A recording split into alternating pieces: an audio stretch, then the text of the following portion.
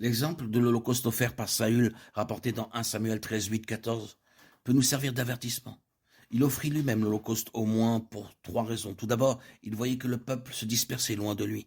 Ensuite, Samuel n'était pas venu au temps fixé. Et enfin, les Philistins s'étaient rassemblés à Michmash et étaient sur le point de venir l'attaquer à Gilgal. À cause de tout cela, il s'était fait violence pour offrir l'Holocauste. Saül n'avait rien fait de mal car il avait offert un sacrifice au Seigneur. Il pensa dans son cœur, comment pouvons pouvoir recevoir l'aide si nécessaire du Seigneur sans prier? Il en conclut que s'il priait davantage, il s'attirerait les faveurs de Dieu. S'il accomplissait un peu plus de son service envers le Seigneur, il recevrait la puissance pour délivrer son peuple de la main des ennemis. Saül a dû être bien surpris lorsque Samuel lui déclara « Tu as agi en insensé. Tu n'as pas observé le commandement que l'Éternel, ton Dieu, t'avait ordonné. L'Éternel aurait affermi pour toujours ton règne sur Israël, et maintenant ton règne ne durera pas. L'Éternel s'est choisi un homme selon son cœur, et l'Éternel l'a destiné à être le chef de son peuple, parce que tu n'as pas observé ce que l'Éternel t'avait commandé. 1 Samuel 13, 13, 14. Le « je me suis dit » au verset 12 de Saül n'était pas un ordre de Dieu. Par cela même, nous apprenons que Dieu désire que nous le servions selon ses ordres, et non pas d'après nos pensées ou nos suppositions. Toute œuvre qui a pour base nos suppositions ou nos plans sera rejetée par le Seigneur, car il cherche un homme selon son cœur. Il apprécie beaucoup plus notre obéissance que ce que nous faisons. Écouter sa parole vaut mieux que la graisse des béliers. 1 Samuel 15, 22. Chaque serviteur de Dieu doit se souvenir de cela. Trop souvent, nous nous hâtons pour faire les choses comme le fit Saül. Nous avons du mal à croire que Dieu n'est jamais en retard.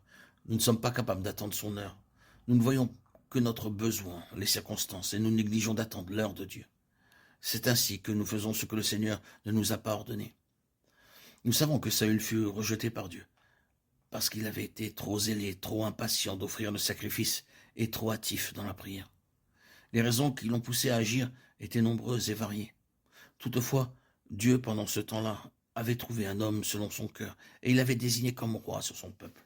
L'homme que le Seigneur désire n'est pas quelqu'un d'irréfléchi, d'empressé, au point de ne pas savoir attendre. Si nous avions dû choisir, nous aurions sans nul doute opté pour quelqu'un de semblable à Saül.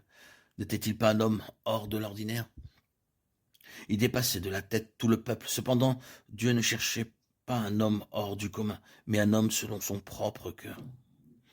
Le but de notre service pour le Seigneur ne doit pas être le désir de faire de grandes choses pour notre satisfaction et celle des autres, mais pour que le cœur de Dieu soit touché et qu'il soit satisfait.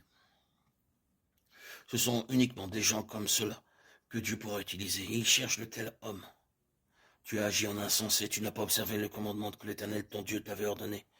L'Éternel aurait affermi pour toujours ton règne sur Israël, et maintenant ton règne ne durera point. L'Éternel s'est choisi un homme selon son cœur, et l'Éternel l'a destiné à être le chef de son peuple, parce que tu n'as pas observé ce que l'Éternel t'avait commandé. 1 Samuel 13, 13, 14.